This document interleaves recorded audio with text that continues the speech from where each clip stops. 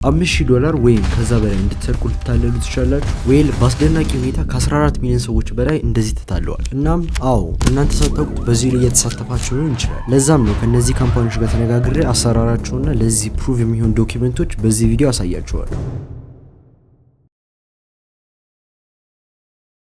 አንድ ጥያቄ ልጠይቃችሁ፣ ከኢሞሽን እና ከሎጂክ የቱ ነው የሚሻለው? ይህ ጥያቄ ግራ አጋባኝ ነበር። እንደምታስቡትም ሲምፕል አይደለም። መልሱ ግን በጣም ወሳኝ ነው። ዩሲ በአንደኛው እጅ ኢሞሽን አለ፣ ስሜት፣ ደስታ፣ መከፋት፣ ኩራት፣ ንዴት፣ ሁሉም እዚህ ውስጥ ነው ያሉት። በሌላኛው እጅ ሎጂክ አለ፣ ያላችሁበትን ቦታ በማገናዘብ የተሻለውን ምርጫ የመለየት አቅም። በአንዱ ብቻ አስተማሩ ምን እንደሚፈጠር ታውቃላችሁ?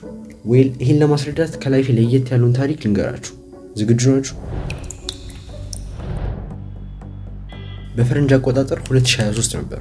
በዛ ጊዜ ኦንላይን በተደጋጋሚ እየተወራ የነበረ አንድ ነገር ነበር። እኔም ምንድነው ብዬ ሪሰርችን ሳደርግ ወደ እነዚህ ፌስቡክ ግሩፖች መራኝ። ምንድነው ይሄ ነገር? ሃይ ቲኬት ክሎዚንግ። በቀላሉ ሃይ ቲኬት ክሎዚንግ ማለት ውድ እቃዎችን ለሰዎች በመሸጥ ኮሚሽን የምታገኝበት ስራ ነው። አሁን ይሄ ነገር እውነተኛ ስራ ሊሆን ይችላል። በዛ ጊዜ ያገኘሁት ግን በርካታ ሰዎች ተሰብስበው ገንዘብ ሲሰርቁና ሰዎችን ሸውደው ሲያሰርቁ ነበር። ከሁሉም በላይ ደግሞ የሚብሰው በዛ ጊዜ እንደዚህ እያደረጉ መሆኑን አላወኩም ነበር። ቀጣይ ያደረኩት ነገሮች ክብደቱ በቅርቡ ነው የገባኝ። ገና ግሩፕ ውስጥ ስገባ በጣም ብዙ አይነት ጥሩ ኦፈሮች ነበሩ። በዛ ላይ ደግሞ ብዙዎቹ ስኪል አያስፈልጋቸውም ነበር። ኮንታክት አድርጋቸው አንድ ሰው በሜሴንጀር ያናግረኛል። ከዛም ቪዲዮ ኮል ስኬጁል እናደርጋለን። ቪዲዮ ኮል ውስጥ ምን እንደተካሄደ ከመናገሬ በፊት የእነዚህ ሰዎች አሰራር ላስረዳችሁ። ከእናንተ ለማትረፍ ሁለት መንገድ አላቸው። አንደኛው ሰዎችን ሲያገኙ ክሪፕቶ ኤክስፐርት ነን ይሉና ኢንቨስት እንዲያደርጉ ይገፋፏቸዋል። ሁለተኛው መንገድ የሚጠቀሙት አንደኛው መንገድ ካልተሳካ ነው። በዚህኛው መንገድ ኢንቨስት ማድረግ የማይፈልጉ ግን ስራ ለመስራት ፈቃደኛ የሆኑ ሰዎችን ዋትስአፕ ግሩፕ ውስጥ ይሰበስቡና ኢንቨስት ማድረግ የሚችል ሰው እንዲያመጡ እናም ኢንቨስት እንዲያደርግ እንዲገፋፉት ያሰለጥናቸዋል። ከዛም በቂ ኮሚሽን ሲያገኙ እነሱም ኢንቨስት ማድረግ ይችላሉ። አሁን ቪዲዮ ኮሉ ላይ ሰውየው ኢንቨስት እንዳደርግ እየገፋፋኝ ነበር። አይሆንም ሰራዊት አለ ብዬ ተደርቅበት ሁለተኛውን ኦፕሽን አሳየኝ። ካለኝ ኢንፎርሜሽን አንጻር እነዚህ የሚታዩት ከነዚህ ድርጅቶች ነው ያገኘሁት።